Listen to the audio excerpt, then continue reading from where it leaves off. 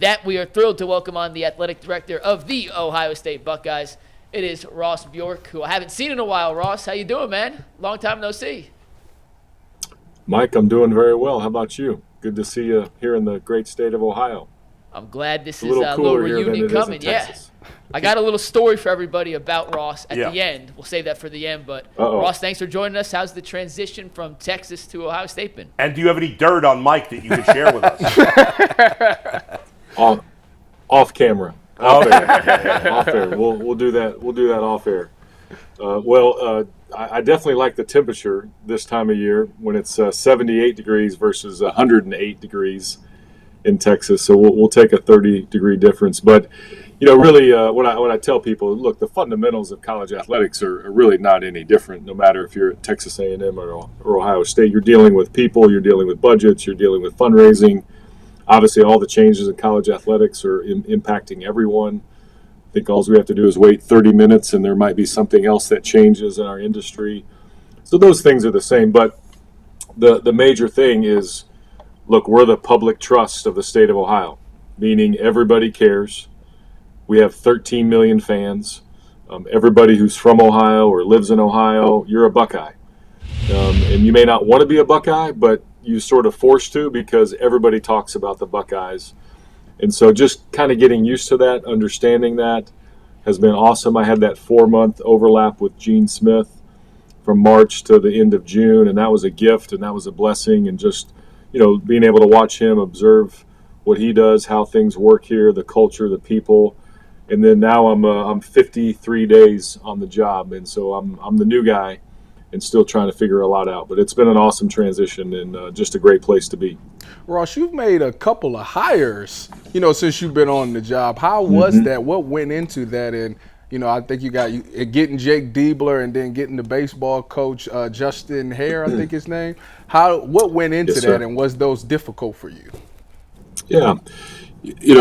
What I tried to make sure during that 4-month transition was Gene Smith was still the athletic director. I was the advisor, but there were long-term decisions, if there were long-term decisions that impacted beyond Gene's tenure, then I was going to be involved in those decisions. And so as it came to coaching searches, I led the search. Those were my decisions to hire the individuals that we selected to lead those programs. And I could use Gene as a resource. Obviously, he had the history, and obviously he's the one that made the decision to make a change in men's basketball the middle of February. He called me and said, so much for a sabbatical. You've got to do a basketball search. But actually, the way the basketball search went, I talked to at least 20 former players. I talked to a bunch of people around the Ohio State program. I'm not sure I would have done that otherwise. I'm not sure I would have had that opportunity to engage like that, except during that basketball search. So it actually allowed me to learn the place even quicker. And then just watching Jake, what a guy. Just maturity level, recruiting. Every time I checked the sort of recruiting landscape with people that I knew, they would be like, oh, Jake Diebler is one of the top recruiters in the country. He's already dialed into the state of Ohio. He's already dialed in nationally. So really, really impressed with Jake during that process. And obviously he's proven that out with building a great roster. And now we just have to go into the season and have a lot of fun. But Jake's doing a great job, and had to hire a baseball coach, a softball coach, a rowing coach. I've never had to hire a rowing coach in my career. And so, we had 4 coaching hires, and I think all of them just fit Ohio State, and it was a great way for me to, again, learn the place maybe quicker than I would have otherwise. Ross, just so you know, if your baseball coach needs some help, oh boy, I am an award-winning fall baseball. What award did you win? I'm going to win an award this year. Fall baseball for young kids. I'm a melder of minds. The kids signing the ball and giving it to you at the end of the year ain't an award. They love me. Because they all get game balls. Hey, stop it. No, serious question, though. You talk about, you mentioned all the changes, and obviously with NIL and all this stuff, obviously that's a big challenge for anybody that's an athletic director at any big school. But specifically to Ohio State, as far as I know, you had no connections with Ohio State. Correct me if I'm wrong, before coming to Ohio State. And it is, we know as having a Buckeye here, and I've worked with either Tyvus or Dustin Fox, two Buckeyes for the last 13 years. And it's important to understand the history, the culture of being a Buckeye, as you referenced. Is that one of the biggest challenges being at Ohio State, is learning that, knowing you got to connect with alums, former athletes and stuff like that, and understand what it means to be a Buckeye? Yeah. Well, it's not necessarily on my resume, if you will, and so maybe that's something that we should have talked more about. But my mom and her whole family grew up in Northwest Ohio on a family farm. And so I didn't grow up in Ohio, but my mom did. And her ringtone, ever since they invented ringtones, she's had Carmen, Ohio as her ringtone. She didn't have Texas A&M. She didn't have Ole Miss. So I've known about Ohio State for a long time. I don't know if you can see it. My uncle, Vernon, used to wear this T-shirt all the time. So this is my Uncle Vernon, who's no longer with us. He would wear a T-shirt, and I'd be like, what does that even mean? Woody's back. Woody passed away. Like, he's not coming back. And so the understanding of that, I think, has been helpful. But no, I'm not from here. I totally get it. And so having that connection, though, I think just helps. There we go. There's Coach Hayes right there on your screen. And so I think hearing about Ohio State, and the thing that really is, I think, just humbling is we always, as a family, we didn't go to Ohio State games. No one in my family except one of my cousin's husbands went to Ohio State. It was sort of unattainable. Growing up on a family farm, my parents didn't go to college. And so understanding that and then becoming the AD here, I made sure I soaked it all in. So I've read every history book that I can on Ohio State athletics. There's a great book, 1879 to 1959. It talks about really the beginning of athletics here. So I've studied, excuse me, my motion detector went off. I need to learn that part. I'm not to set that off. I've studied Ohio State history. I think that's very important that you're able to speak the language, that you know historical moments, that you understand what Coach Hayes did. You understand the rivalry. I need to understand all those things. So I've tried to dive in while using some of those family roots, hopefully as a way to connect. And then I've just got to be myself. I can't change who I am. And then you just have to dive in and get after it. Ross, trying to understand and keep up with things, we're trying to understand and keep up with NIL. Have you gotten your arms around that? Tell me about it. Yeah. How much of a game changer is this for you guys and just where the university's at? And is there a plan going forward on how you're going to pay these guys? Yeah, so, I mean, again, we probably don't have enough time here. We can maybe do another show at some point in time. But you think about the beginning of NIL back in 2021. We really took a hands-off approach and said, look, we're going to let the market dictate what happens between the market and the athletes, and we'll provide education, and we'll make sure, we monitor some things. And then about a year later, we all said, you know what, we need to be more involved in this. We need to have some sort of enterprise sort of thinking about how do universities become more involved. The rules of the game, we're not quite there yet, but I thought there should be more university involvement. Ohio State stepped up and got more involved as an institution. State laws started evolving, etc. And then all of a sudden we get into really, I'd say, the summer of 2023, we started having injunctions, right? State court injunctions in the state of Tennessee that said, you know what, boosters, collectives can now talk to prospects. Whoa, that changed the game even more. And so we've had to lean in on it even more so. We have to be aware of what's going on. And so getting our arms around that piece of it, now we're finally here. Now we're going to have the house case, and we're going to have revenue sharing. And so you're going to have that bucket of money, and then you're still going to have third-party NIL. And what that third-party NIL system looks like is still to be determined. So once again, we're going to go through a third iteration of NIL. We had one, we had a little bit of an adjustment, and now we're going to have a third iteration of what we call NIL, while also mixing in revenue share.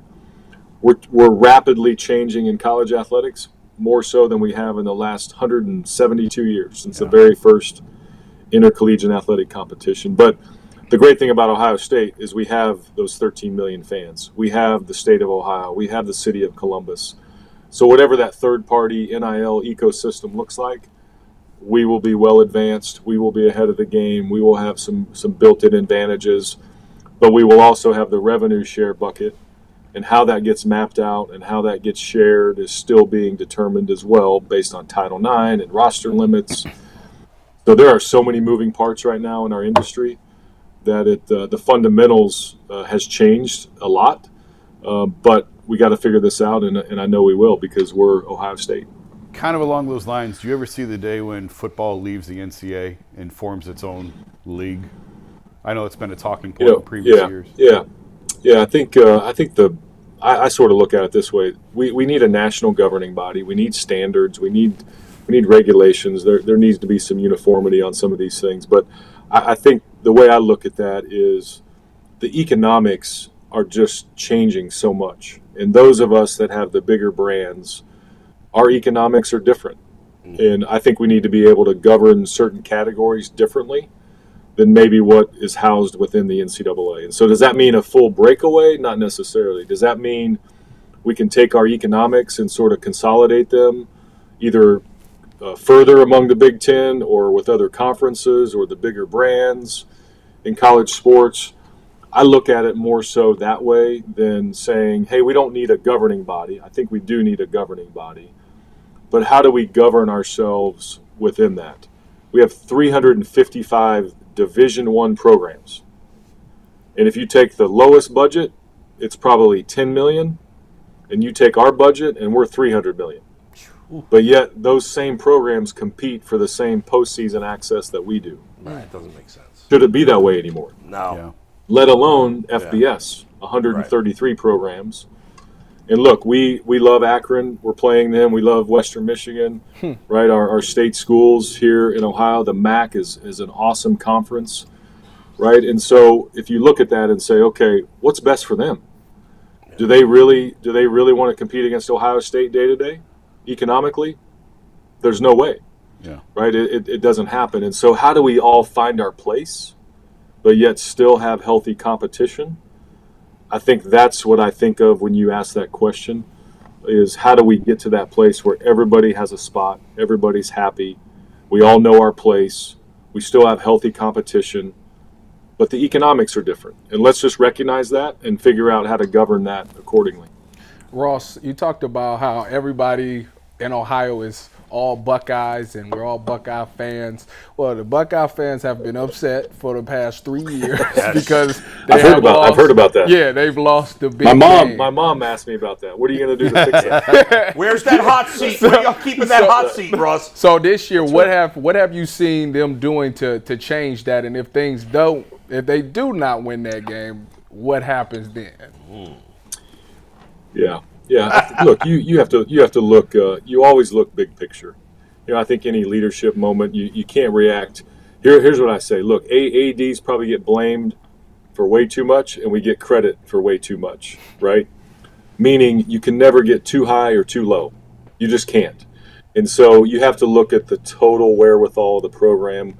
What I've been really impressed with, back to your first question, the first time I sat down with, I had never met Coach Day in my whole career. We never had a chance to overlap, interact, anything like that.